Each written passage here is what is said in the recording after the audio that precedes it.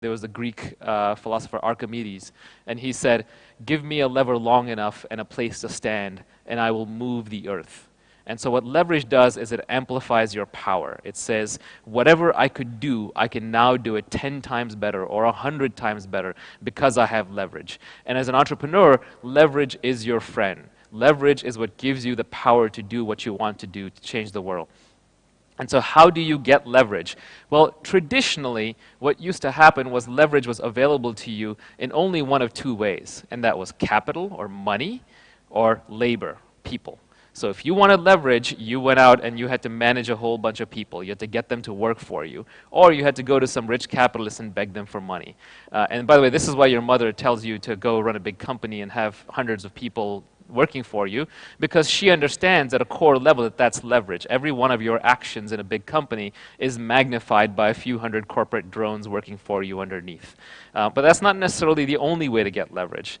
And the Industrial Revolution came along, and it was an age where we added machines. We had industrial productivity coming out of factories. And there was a huge struggle between the workers and the capitalists. And this is when socialism came up and Karl Marx became popular, because there was this new form of leverage, which is factory-based production. And people were fighting over it. They were trying to figure out who is going to get the gains from this leverage. And the beautiful thing about the 20th century and the 21st century is that we have created a new form of leverage, and that is intellectual property. And books, movies, and music are examples of that. So a musician now can play their music once, it can be recorded, it can be broadcast to millions of people, and every time, every one of those people can enjoy the new performance with no additional cost by watching it online or watching it on DVD or listening to it on CD. And so that is a form of leverage. But there are many more forms of leverage, and as entrepreneurs, your favorite form of leverage should be code. Writing code is a form of leverage. You sit there on your desk, you write a piece of software once, and every time it is executed all around the world, it doesn't cost you anything, but there is a huge benefit to the person who gains it.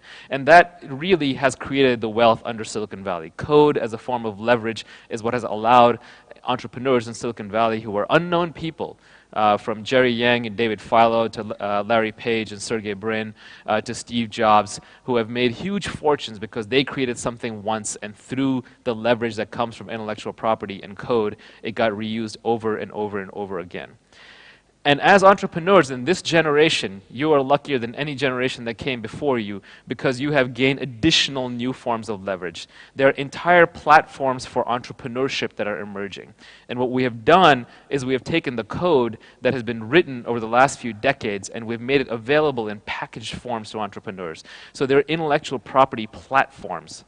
The operating system that runs on your iPhone in everyone's pocket right now has all this embedded leverage in it. It's all this code that's been written by the engineers at Apple that you can use very easily and simply and cheaply. Open source software is another example. When I started my first company, I had to buy servers from Sun, I had to buy software from Oracle. Let me tell you, it was very expensive and very painful.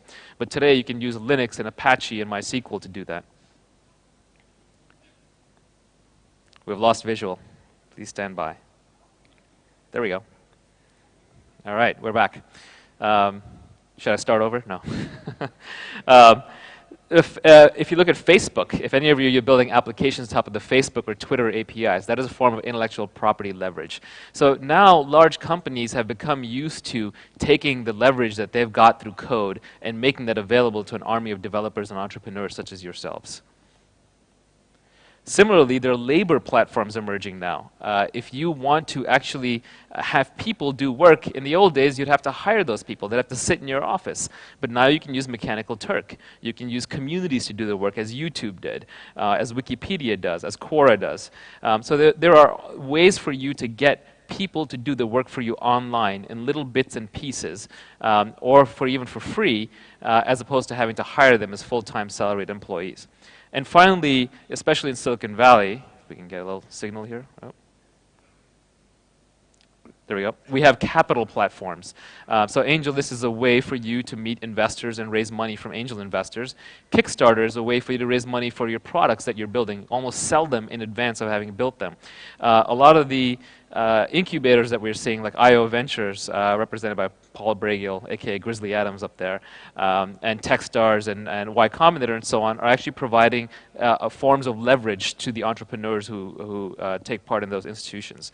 So as an entrepreneur, you are living in an age and time when there's an enormous amount of leverage available to you, and this is changing the power balance between entrepreneurs and financiers. At the same time, you have the benefit of incremental production.